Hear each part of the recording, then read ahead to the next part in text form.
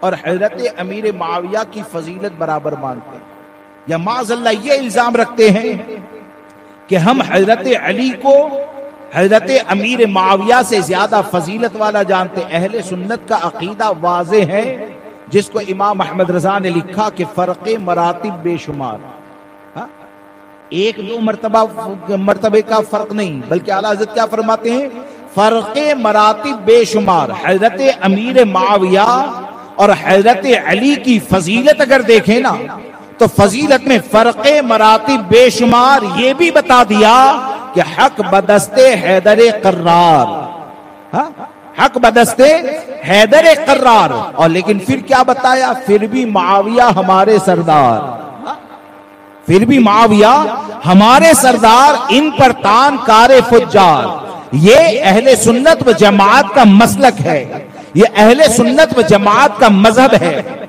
लेकिन बाज लोग कुरान के मुकाबले में, हदीस के मुकाबले में तारीख की किताबों का हवाला देकर हजरत अमीर माविया से बदगुमान करने की कोशिश करते हैं। तो हम तो मुख्तसर में इतना कहते हैं कि तुम आज के वक्त में किसी भी तारीख की किताब का हवाला दो, तो उस किताब के अंदर मौर्रिख ने लिखा है कि हजरत अली और हजरत अमीर माविया के दरमियान ये इख्तिलाफ था, तो वो किताब में लिखा हुआ है। और हजरत इमाम हसन मुज्तबा ने किसी तारीख की किताबें में पढ़ा नहीं है, बल्कि हजरत इमाम हसन मुज्तबा वो है कि जिन्होंने हजरत अली और हजरत अमीर माविया के इख्तिलाफ को देखा है। मेरी बात समझ रहे हैं? तारीख की किताब में पढ़ा नहीं, उन्होंने उस इख्तिलाफ को देखा है।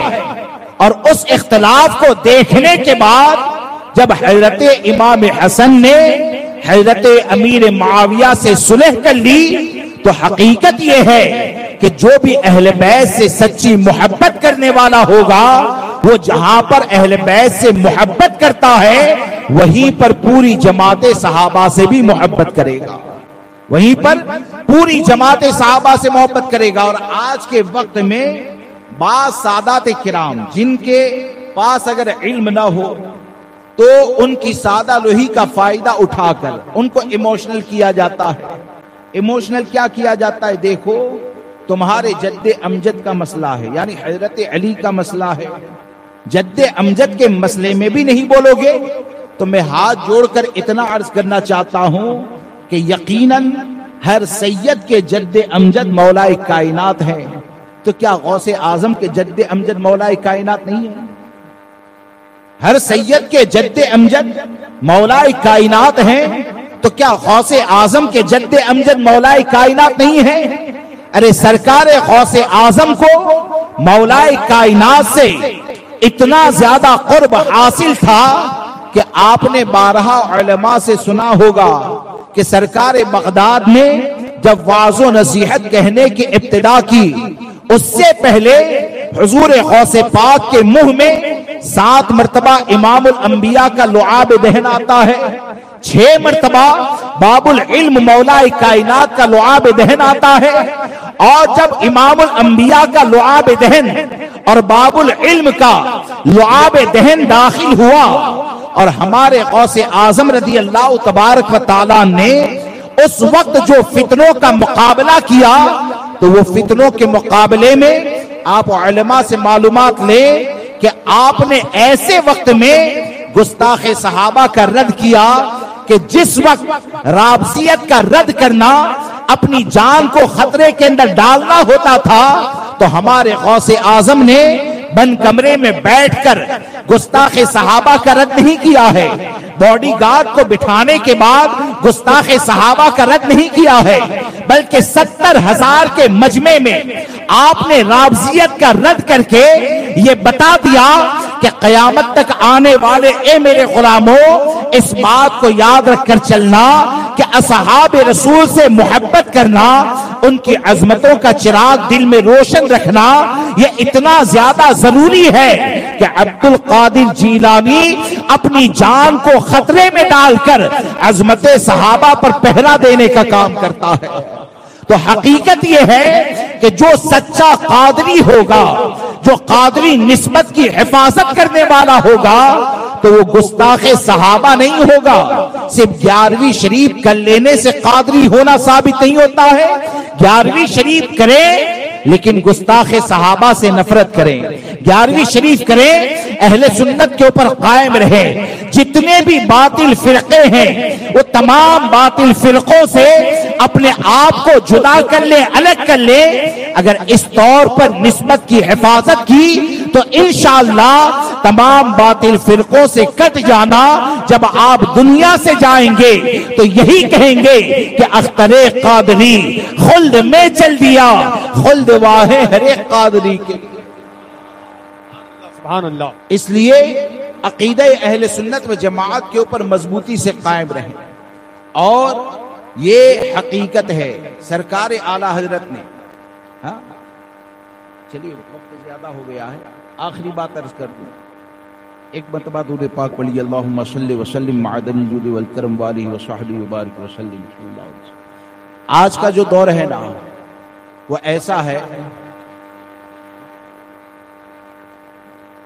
दुरूद शरीफ पढ़िए, अल्लाहुम्मा सल्लि अला सय्यिदिना व मौलाना मुहम्मदिन मअदनिल जुद वल करम वालिहि व असहाबिहि व बारिक व सल्लिम सलातुन व सलामुन अलैका या रसूल अल्लाह सल्लल्लाहु तबारक व तआला अलैहि वसल्लम। आज का जो दौर है ना, यानी आदमी दुनियावी मामलात में हजारों एहतियात करेगा।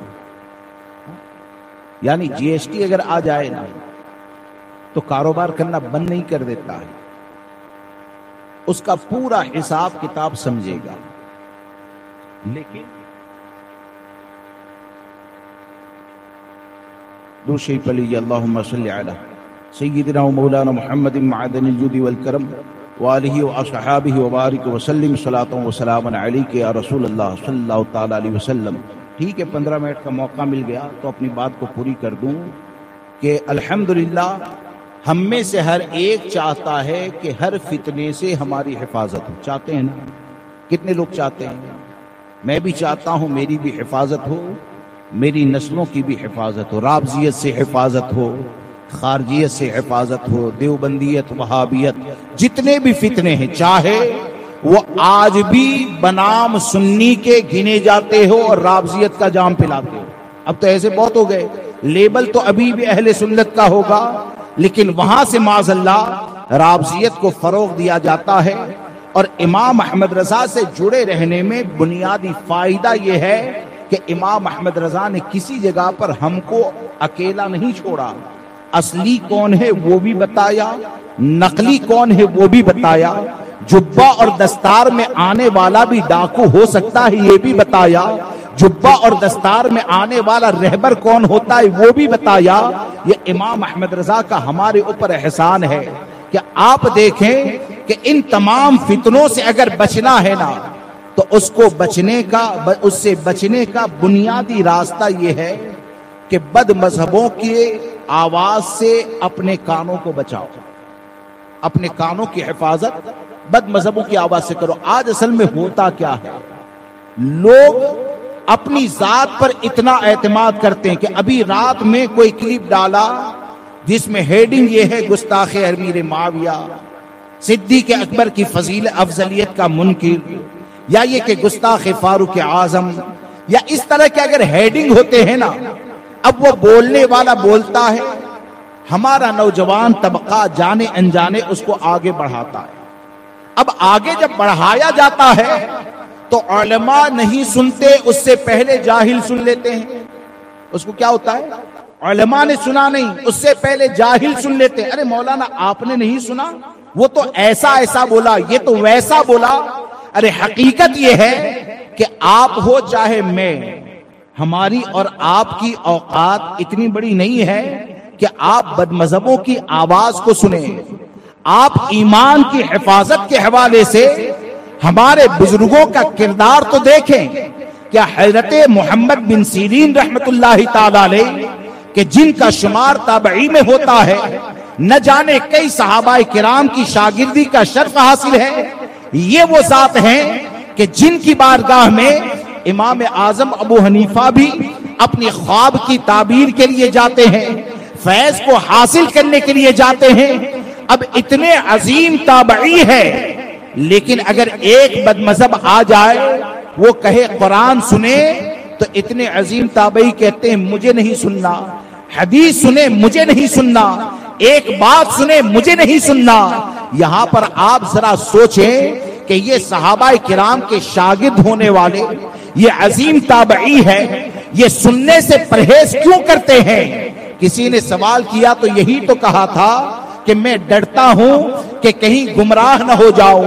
आप सोचें कि उन्होंने अपने कान को बदमजहब की आवाज उनके कान तक पहुंचे, उससे अपने आप को बचाया, तो वो अजीम ताबई होकर अपने कान को जब बदमजहब की आवाज से बचाते हैं, तो आज कुर्बे कयामत में वो लोग जिनको तजवीद के साथ कुरान पढ़ना नहीं आता, वो लोग जिनको नमाज के मसाइल पता नहीं है, ऐसे लोग इतनी बेबाकी से जब राबजियत की तरफ से फैलने वाले क्लिपों को लोगों के दरमियान आम करते हैं, तो हकीकत यह है कि यही राबजियत की आवाज लोगों की गुमराहियत का जरिया बन जाती है।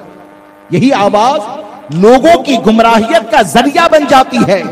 और कोई अगर ये सोचता है कि हमारे पास तो सैयद साहब हैं, मौलाना अतीकुर रहमान है, अभी सुन लिए, सुबह में जाकर सब जवाब हासिल कर लेंगे, तो मेरी एक बात को याद रखकर चलना कि 12 बजे अगर किसी की क्लिप को सुना जिसमें अहले बैत, सहाबा या औलिया किराम की गुस्ताखी है, अगर सुना और आपने ये सोचा फज्र की नमाज में उलमा से जवाब हासिल कर लूंगा, अगर फज्र में उठने से पहले इंतकाल हो गया, तो जरा सोचना कि अल्लाह की बारगाह में किस हाल में जाओगे। अगर फज्र में उठने से पहले इंतकाल हो गया तो अल्लाह की बारगाह में किस हाल में जाओगे। अल्लाह तबारक व तआला की बारगाह में हमको जाना है, हमारे दिल की हिफाजत करनी है, सहाबा से मोहब्बत, अहले बैत से मोहब्बत, औलिया से मोहब्बत, बल्कि तमाम महबूबों से मोहब्बत अगर किसी के दिल में जमा होती है तो उस दिल को सुन्नी का दिल कहा जाता है। और ये सुन्नी के दिल में तमाम महबूबों की मोहब्बत की हिफाजत करने वाला अगर किसी का कलम है तो उस कलम वाले को इमाम अहमद रजा कहा जाता है। इसलिए सरकार आला हजरत के दामने करम से वाबस्ता रहे, सरकार आला हजरत के दामने करम से वाबस्ता रहे। और ये हकीकत है, यानी ये तो सवाल ही नहीं है, इमाम अहले सुन्नत से बड़े बड़े बुजुर्गान दीन गुजरे हैं। ऐसा नहीं है कि जमाना बुजुर्गान दीन से खाली रहा, इमाम अहले सुन्नत से बड़े बड़े अकाबिर औलिया किराम गुजरे हैं। लेकिन मुझे जहां तक मालूमात है, उलमा किराम तशरीफ फरमाए कि मैंने किसी बुजुर्ग की जिंदगी में, यानी किसी बुजुर्ग की किताब में ये नहीं पढ़ा कि किसी ने ये लिखा कि मेरा दीन और मजहब वही है जो मेरी किताबों से जाहिर है, उस पर कायम रहना हर फर्ज से अहम फर्ज है। न जाने मेरे बाद कौन आए, कैसी बात बताए, कब्र से उठकर समझाने वाला नहीं। तो सवाल ये पैदा होता है कि शायद किसी और ने नहीं लिखा, हा? तो आला हजरत ने क्यों लिखा? आला हजरत ने क्यों लिखा? ये सरकार गौसे आजम रदी अल्लाह तबारक व तआला की अता है इमाम अहमद रजा। हा? और मैं तो अक्सर ये कहता हूँ, गौसे पाक की बारगाह से अगर पाना है ना तो आला हजरत से टूट कर मोहब्बत करो, गौसे आजम इनाम अता फरमाएंगे। हा? और अगर दुश्मनी हो गई तो आला हजरत नहीं मारेंगे, गौसे पाक ही मारेंगे। और गौसे पाक मारेंगे तो जमीन तो क्या है, हा? मर के भी चैन से सोता नहीं मारा तेरा। ऐसे मारे मारे फिरने वाले आपको हजारों मिल जाएंगे, नागपुर में घूमोगे तो वहां पर भी मिल जाएंगे। हा? और कुछ तो ऐसे भी मिलेंगे कि आज भी कहते हैं कि हम मसलक आला हजरत पर कायम हैं, और उसके स्टेज पर देवबंदी भी आ जाता है। हा? उसके स्टेज पर देवबंदी भी आ जाता है। कुछ ऐसे हैं जो आज भी कहते हैं कि आला हजरत के कलम की रोशनी के अंदर चलो, लेकिन गुमराहियत की बातें बोलने वाला, उसकी गोद में जाकर भी मौलाए ना कहे जाने वाले बैठ जाते हैं। और वो बैठ जाते हैं फिर भी बड़े दावे होते हैं। आला हजरत ने सच फरमाया, न जाने मेरे बाद कौन आए, कैसी बात बताए, कब्र से उठकर समझाने वाला नहीं। यानी हमको ये बता दिया गया, इमाम अहमद रजा ने ये तालीम अता फरमा दी कि मसलके रजा हमको अच्छे लोगों की पहचान भी करवाता है, और जो बहरूपिये होते हैं उनके चेहरे से नकाब उठाने का काम ये मसलक आला हजरत करता है। ये हमारे दीन